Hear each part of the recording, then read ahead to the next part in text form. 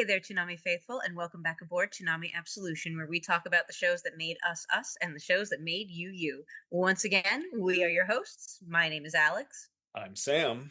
And I'm John, and yes, we're back with more YuYu Hakusho, Episode 3, Kuwabara, A Promise Between Men. Japanese debut, October 24th, 1992. Adult Swim got it March 9th, 2002. And Episode 4, Requirements for Lovers. Japan, October 31st, 1992. And Adult Swim, March 16th, 2002. I love Kuwabara. Kuwabara is best boy. This is a really turning point episode for Kuwabara, obviously. Also, it makes me think that Japanese students, at least in 1992, just brawled all the time. Yeah, either Yusuke and Kuwabara, either they're living in like the worst neighborhood in Japan, or everything is battle royale. That was my note, because I was like, this is the same era sort of River City Ransom and stuff was coming out. It was like was River City Ransom a documentary? Now. What was happening in Japan in the 80s and 90s where all these school kids were beating the crap out of each other? Was this related to the economic bubble burst? Could have been. It would be right around that time, wouldn't it? Like if this is the grand busting of the bubble, like God, this hit in a weird way. I mean, after all, you do kind of understand why Sukaban Decker existed. Yeah. It's like, we do need more schoolgirls with deadly yo-yos on the streets to stop this happening. Yeah. But yeah, so Kuwabara's promise between men is that he and his friends get into a fight with other older middle schoolers, and their evil rat-faced teacher wants to expel them, so they're not allowed to fight for 1 week, or one of the characters, Okaburo, is going to lose the part-time job he has to feed his siblings. It's pretty cutthroat. It's pretty cutthroat. It's what I'm actually amazed by for this, is that we're still... It's a shown series. We're getting like an episode focused on a side character so early, which usually doesn't come for a while. But it's nice to see this show doesn't need to be really worried about emotional moments. We play the beat of the kid losing his job pretty straight. We play Kuwabara being quite upset about the risk of hurting his friend pretty straight. Like, it's nice to see, because a lot of shonen, especially modern shonen, will try and undercut itself with a joke if it's sincere for more than 30 seconds. And YuYu Hakusho just has so much sincerity built into it. Like, Kuwabara cares about his gang. Like, they're not his little minions. It's not a Draco Malfoy situation. No, these are his friends. They just happen to like street fighting. It's their number one. It's what makes them happy. And this teacher is trying to strictly take away what makes them happy. Mr. Takanaka with the win for this episode too. But yeah, and part of the conditions is also Kuwabara, punch drunk ass Kuwabara, needs to get at least 50% on his physical science test, when the last time he took a test he got a 7. So that's the other conflict, is that Kuwabara is a little punch drunk. That CTE is really kicking in. Yeah. I like his physical science as well. And it's just apparently physical science in this world is just this massive subject that covers basically everything. Because he's like, when they're doing the study bits, he's like, it's like weather, blood. It's like you might want to break this subject down a little bit. Hemoglobin colors red blood cells. No wonder he's struggling. It's all of science, all of it at once. At least in middle school, we split it between life science and physical science. In this Japanese school, it's everything. Everything remotely science related comes here. Comes in this one class. And the rat-faced teacher is the science teacher, I'm assuming, because he's grading the tests and then undercutting the grade. I'm assuming he's the science. That caught me off, because he mentioned specifically that he asked another teacher told him to do it. Well, I mean, it's the other guy whose name I can't remember. So I presumed the guy who was like Frankenstein. He was the science teacher then, that's what I presumed. But yeah, it's very odd that there's this whole thing, like, because they have things like, it's breaking the promise isn't the problem, it's breaking the honor code, which will get you expelled. Which is like, I don't think that's going to stand up. I think that's a very bad way to arrange your schooling here. Of course, this also means that Kuwabara gets the crap kicked out of him most of this episode. He takes it on the chin. It's brutal. It's brutal, the beatdowns that Kuwabara... Like, when Yusuke did it in the first time we see him, it's kind of like funny, haha. But this is where Kuwabara is just getting his shit kicked in. Well, the one guy's stomping on his head. Like... Yeah, I mean, he's got the bandages on the face for most of the episode. He's like he's I think it also provides some insight on why Kuwabara is the way that he is, of course. You know. But Too yeah. close to the head. Yeah, the first time he has a not getting his ass kicked scene, he's standing at attention with bandages all over his face. Because that's just a typical, he just comes into school every day with battle scars from the previous day. Also, yeah, it's a roughie. Going back to the thing earlier, I swear the punch effects from this episode are from Streets of Rage. They have that really like short, sharp chopping sound, which is definitely a Streets of Rage sound effect. Maybe they got it from the same CD, but it's like, oh. Yeah, these kids do be boxing though, and like it's rough boxing. What I like, the relationship between Yusuke and Kuwabara as the series goes on is so like there's such a center to it. Like it's so grounded. Like they're kids, and they get to be kids the most when they're together. And I like that. I really like that. And I like Yusuke getting to know this other side of Kuwabara, and that's going to be his besto friendo going forward. And I like that. I like that we get that little build of that relationship. Yeah. Also, Ghost Boy, Yusuke. Ghost Boy right? Yusuke. It's so funny to me that we have sort of like the stinger and the intro. We see Kuwabara with his energy sword, so like we're kind of getting a hint that he's going to be becoming part of this spirit world stuff. But then in these episodes, he's not really involved. He is just getting beaten down and being tormented by the dead. I kind of wish this had like an evolving opening, so we didn't know Kuwabara was gonna become that. I think it would have made this much more impactful. Because like at the moment, he is just being toyed with. Yeah. He is just Fate's toy, but we do have to shout out to Yusuke for protecting Kuwabara by possessing that girl and kicking that guy in the crotch 4 times. And then flying double stomping another guy. Like, very close to just curb stomping someone, but he's like... Between this and now that I think about it, since we went over it earlier, Batgirl going for the groin hit. A lot of groin punishment in this one. This week's theme is the groin. That's the theme of the week, the groin. Yeah. If this was Pee-wee's Playhouse, that would be the word of the week. But the other thing I kind of wanted to point out is a lot of modern shonen, a lot of the characters in modern shonen are the same age as Yusuke and Kuwabara and all these characters. They do not look like children. Yoshihiro Togashi's art style actually makes them look like kids, especially in this portion of the story. Like Keiko still has her like pigtails and her round face. Like Yusuke, when his hair is down, he looks a lot younger.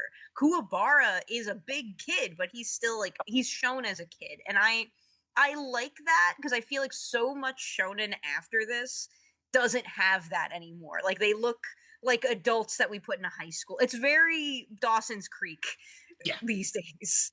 That's a lot of anime, to be fair, at the moment. There's quite a few characters like, I run a house, I have a job, I'm 6. Like, Kotaro lives alone. Maggio record. Yeah, get me back to the Azumanga Daioh discrepancy.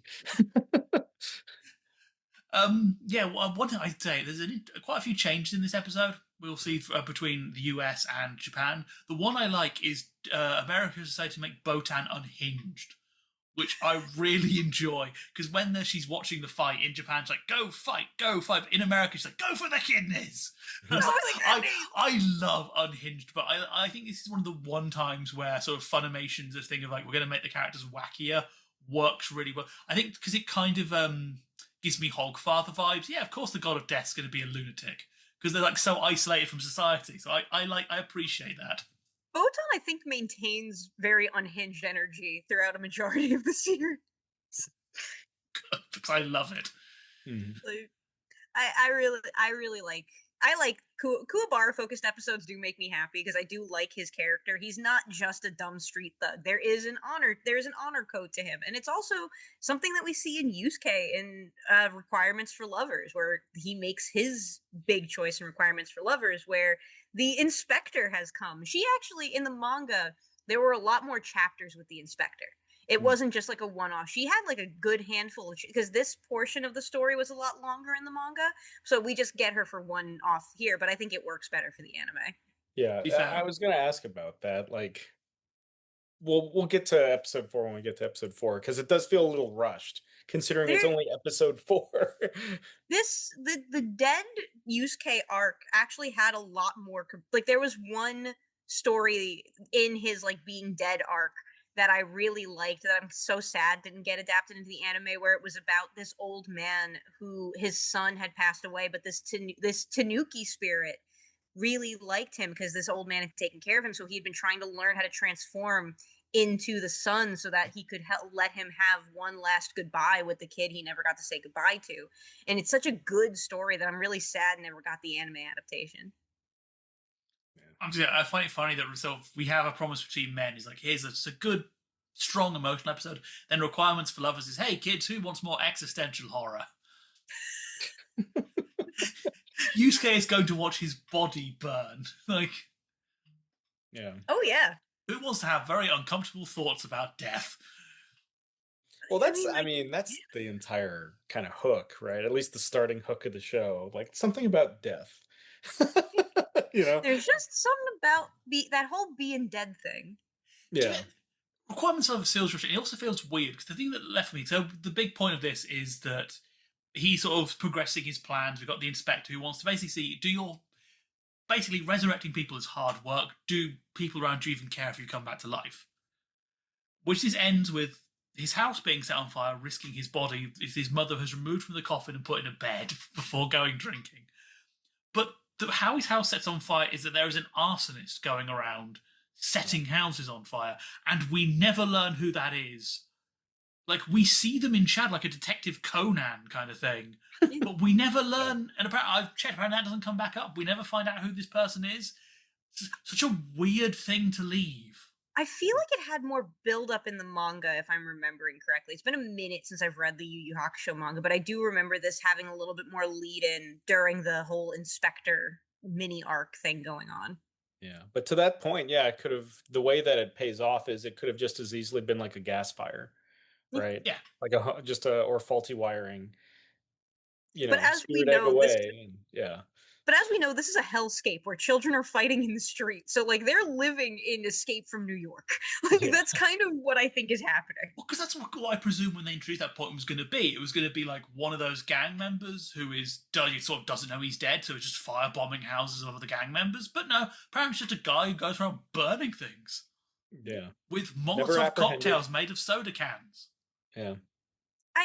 Honestly, I kind of appreciate that, though, because what I like about these early parts of YuYu Hakusho, because YuYu Hakusho is my favorite anime, but the early parts of YuYu Hakusho, there's like an urban fantasy vibe to it, where there's like a Yusuke being dead and trying to come back to life is the fantastical element, but there's all this regular ass stuff that's just still happening, and I like that because I feel like so many other shonen manga just don't do that ever. I guess the fact Botan is hanging around lets us sort of imply that no one died in these fires and this arsonist is just not very good. Because, Botan's not busy. To be fair, in the cosmology of Yu Yu Hakusho, there are more Botans. Like, not her, but there are more, like, Reapers. I was hoping to off as a Jenny's hundreds of them. So I want the Botan drinking party. Yeah. They're like Nurse. It's like Nurse Joy. There's just tons of... This is my cousin, Primrose. Yeah. But yeah, like, and requirements for lovers is, they trying to figure out if they even want Yusuke back. The house is on fire, but we follow Keiko around for her day, and we find out more about Keiko. And Keiko is a shonen anime love interest that is allowed to have a character, which I really like. Mm-hmm. The bit when she's in the house is really, I like that. It was a really nice bit of character with her sort of getting very annoyed at how dirty the house was and going at the mom a little bit. Yeah. Atsuko is not bothered. Like, Atsuko leaves a note, like, hey, I'm going out. And Atsuko at the end of the episode does apologize, but it doesn't make it right. Sure. Leaves a note with a little drawing of herself, so she had time to do that. But not to clean the house. She's grieving. She had time to... I kind of anymore. Because she took her son out... Okay, fair, yeah. She took him out of the coffin to put him in a bed. So something has happened to all the funerary stuff. Did she take it back? Like, did you just go back? Like, look, turns out we don't actually need this. Here's the receipt. Yeah, he's just comatose. It's fine. Did you get a refund? Is that why she's gone drinking? Because she got the refund on all the coffin? Yeah, no, it has to be. She had to have gotten that money back. Because okay, quick little manga spoiler. Atsuko does. She does have ties to the Yakuza, because that's how Yusuke gets re-enrolled back into school. After he comes back to life, is she basically leverages her Yakuza connections to strong arm the school board into being like, no, he didn't die, don't say shit about it. Oh, so maybe it might be like that Sherlock Holmes mystery then, where there's someone they've whacked is in the coffin. Yeah, like it's very much in the. It's not ever gone into in the anime, but in the manga, it is like, no, she has Yakuza connections. It is highly likely that Yusuke's biological father was Yakuza. We just don't know all that stuff, and that's how he got back into school. That's one way of doing it. It tracks. Little fun manga fact that's never going to come up in the anime. Yeah. So based on the manga, I believe that the egg throwing isn't in the manga, because at the end of this, Yusuke gets told you can launch your egg into the fire, which hatches it early. And so wait, so how does he come back in the? How does he deemed worthy for resurrection in the manga then? No, that is how it happens in the manga. Oh, okay. Was it? Yeah. Okay, I thought it wasn't. At least from what I recall, it's the same way. It's not exactly the same. Like the egg still is like out of play because we have to get to poo later on, and poo doesn't come out of this egg. Like the energy gets regathered, and then you make poo. I'm pretty sure it's either the same. Like there's a similar circumstance. I haven't read the manga in a while, but it's a similar circumstance that causes the destruction of this egg, and then Yusuke is like, then it's like, hey, who's ready to be the spirit detective, motherfucker? Like, and that's pretty much how that goes. But I like that we get to know Keiko a little bit better. I think that in a lesser shonen, the love interest doesn't even get to be a character. They don't get a lot of agency, and Keiko doesn't get any special powers ever. Spoiler alert. She's always just Keiko, but she's always important, and she always has some action that she can do, and I like that. I like that Yoshihiro Togashi gave us that. Yeah. What would you say? Or no, go ahead, John. No, you go ahead. I was gonna say, like, with that in mind, like, obviously, when it comes to having a Keiko centric episode and a Kuwabara centric episode, like, how does this all play out in the manga? Because it's wild to me. I'm coming from the Dragon Ball world where every manga factoid gets played upon and expanded upon to the nth degree to stretch that shit out. But Yu Yu Hakusho trims significant portions of it. Yeah. The beginning of Yu Yu Hakusho trimmed significant portions out of the manga. Like, there are, I think, like 2 or 3 other little, because Yusuke's journey to put the good energy into the egg actually had a lot more focus in the manga. Like, he was actually doing stuff, Like, he was talking to that old man. There were, like, other people he was interacting with. And that, on the one hand, I understand why the anime cut it down, because it makes it take a lot of time to get to the spirit detective stuff, right? Yeah. On the other hand, I'm kind of sad that we don't get some of that, or that it wasn't at least like an OVA where we got more of the story, because it does feel a lot more truncated here. So I think what the decision was to focus on the characters that are going to come back and to not worry about these one-offs. Yeah, because like in the way the episode plays, it's just like, fuck it, YOLO, save it. Like, here's the egg to save Keiko, and then it's like, yeah, like, Yusuke uses egg. It's super effective, and he's back to life. Well, not just yet. No, we've got to wait another episode for that. Yeah, another episode, and we have to kiss Kuwabara, clearly, as the episode stinger tells you. A promise made between men. Listen, Yoshihiro Togashi, don't know how apocryphal this is, but there was a talking point at one point that Yoshihiro Togashi wanted more girls to get into shonen manga, and the way he wanted to do that was to have strong relationships between his male characters. He wanted the Fujos, essentially, is the apocryphal story here. And that explains a lot of the Hiei and Kurama stuff, and why Hiei and Kurama were originally apocryphally supposed to be a couple, but then they weren't because it was the 80s. So, but yeah, there's a lot there to be said about the bonds between men. I also do want to talk about Kuwabara's little like fashion moment when he says "Thank you, man" to the wind. Like, beautiful Kuwabara for a second.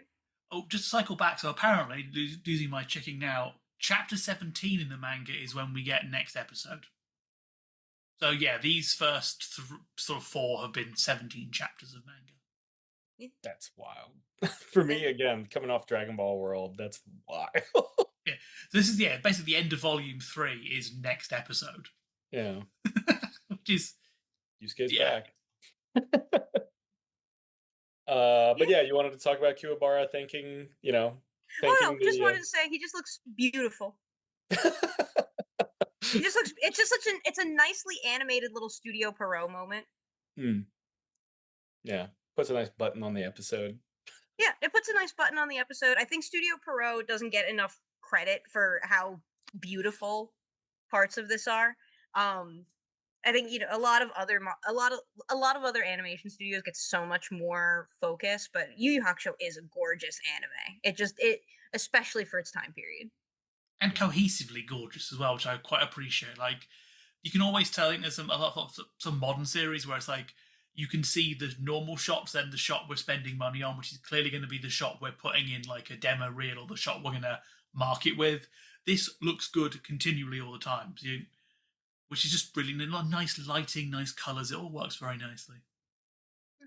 It's just nice. I have a lot of love for Yu Yu Hakusho for a lot of reasons, and one of the things that I do think that Yu Yu Hakusho does that a lot of shonen struggles with is that by keeping its core cast so small, everybody gets to be a character. Like, Yusuke and Kuwabara and Kurama and Hiei, when we get to them, are all very distinct, and they have distinct motivations, and they have distinct goals, and there's no, you're never going to mistake one for the other. Whereas, again, I love a lot of modern anime. I cannot tell you what half of the names of the Naruto cast are. Naruto, Ninja Jeff, Bob the Ninja. Yeah. Ninja, go Ninja, go Ninja, go. Yeah. Ninja Warrior. I think that's something that Togashi has in this and in Hunter x Hunter does very well by keeping that core cast a little bit tighter. And we have our side characters in different arcs, but keeping it a little tighter, we're able to spend time with them and get to know them and have a lot more of a connection to them, instead of it being a war and peace scenario where we have to have like a dramatis personae at the beginning. Well, we touched on this last week too, but one of the things that I love about Yu Yu Hakusho, to build off that point, is how visually distinct, right down to color choice, right? There is that moment in one of last week's episodes where like Yusuke gets kind of admonished for wearing a green uniform as opposed to everybody else's uniform, but that kind of like sense of like, okay, Kuwabara is going to wear blue, and he's going to, that I love how distinguished each of the main characters are once we start to get into it. What I like about this, you notice it with Yusuke a lot when he's in episode 4. When he's with his corpse, they render them both slightly differently, like how the hair is fluffed and the skin color. It's a really nice touch that really helps sort of, I think, show that, this is, they're still recognizable as each other, but it really does hammer home that this is his body. It's really just nicely done. Just as we also say, what I was thinking when I was watching this episode is like, in this episode 3, I think I know more about Kuwabara than I did know about Bulma by this point. Yeah. Like, certainly by Bulma, yeah. Or like any like Dragon Ball side character, more than 3 episodes I know more about, and I feel like I know them more. Yeah. And I think it really benefits focusing on each of them in each of these 2 episodes, that it's not just the Yusuke, magical mystery tour out of body experience still. There's a lot of fun to be had in these first couple of episodes. I do think a lot of anime is make or break on its first couple of episodes. Like, and Yu Yu Hakusho has such a striking opening of most shonen manga. I also do want to throw this out here again for Kuwabara because I do love him. Kuwabara's reaction to Keiko having Yusuke's corpse, hilarious and also correct. It is fun how he goes up. He's like, yeah, we're going to get out of the police are coming. We have to get out of here. The police are coming and you have a body. Like, I'm not judging you for having the body, just saying it would look bad. Yeah. Before we end off, I want to point out there's the Toonami edits for this. This is a point where Toonami starts struggling with edits a little bit. We get a lot of swearing cuts, but we get quite a bad line cut in the first episode. They cut the, I don't know, when the teacher says, I don't know what I like best, kicking out Kuwabara or having Yusuke down his own. That line gets cut, but they don't cut any of the other bits, so Yusuke just freaks out for no reason and starts shouting the teacher was out to get me, and it just makes Yusuke look like he's gone mad. It's very... there must have been a way to soften that line, like, or just not have Yusuke at all. I think that's the teacher going, oh, have Yusuke gone. Would have worked. What a messed up line. Oh, it is. But the weirdest episode 4, they have like that toddler Koimi's got me by the balls. Toonami changes to has got me by the teeth, which is like that's not something anyone says. Got me by the nose. It would have been was he trying to say skin of my teeth? I don't know. Yeah. I'm to be full disclosure, I'm not watching the Toonami edit. No, I don't blame them. They don't change that much. But I was trying. The second I heard that, I was like, "How do you grab someone by the teeth?" You have Sabat and Justin Cook in the writers' room, cigarettes in their hands, being like, "How do we do this?" While someone from Funimation is there furiously scribbling the cigarettes out. It's like, no, can't smoke in these. No, Sabat, you can't have that. Yeah, it's a Sanji scenario all over again. But if anyone can work out how to grab someone by the teeth, I'd appreciate a diagram. Yeah, put the diagram in the comments. But as we come to a close, what are our final thoughts? I'm like I mentioned, I'm surprised at how brisk a pace we're moving, because I felt like Yusuke was dead longer. I forgot that Spirit Egg attack was in episode 4. So yeah, I'm that's because I haven't seen this in years. So I'm surprised how fast we're moving. Yeah, similar thing. I appreciate that we are moving quite fast, but I appreciate the emotional depth they're getting. I mentioned it last week, but I feel respected. I think it's nice that this show feels confident. Like it doesn't feel like it's having to second guess itself. It's like, unlike most Funimation dubs, they are keeping the emotional moments and the slower moments in. I appreciate that. It's nice to see a show that's like, we have characters. We don't have to keep jangling keys. We have good drama here, and you will like the characters because they are good and nicely written. So we're not going to go all out with the gags. We're going to have, proper emotions. Yeah, kids can understand this stuff if you respect them enough. I mean, I love Yoshihiro Togashi's writing. I think, I will harp on this forever. I will forever be sad about I will never live to see the end of Hunter x Hunter. I'm very sad about that. But, the thing about Yu Yu Hakusho that always struck me as a kid, because it was Baby's first existential crisis, but it is also a very respectful show in how it treats its audience. It cares about its audience, and it wants you to be along for the ride. It wants you to be along for the journey. And I think it also gives you all these different characters who you get to know really well, so that you as an audience member can see yourself in some of them. Like I said last week, I saw myself in Yusuke when I was that age, and I think a lot of people can see themselves in Yusuke or in Keiko or in Kuwabara.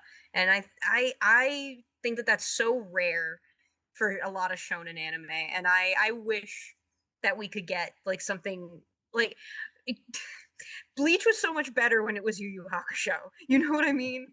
Jujutsu Kaisen was so much better when it was Yu Yu Hakusho. That is how I feel about it, and that is going to get some people angry in the comments, but I don't care.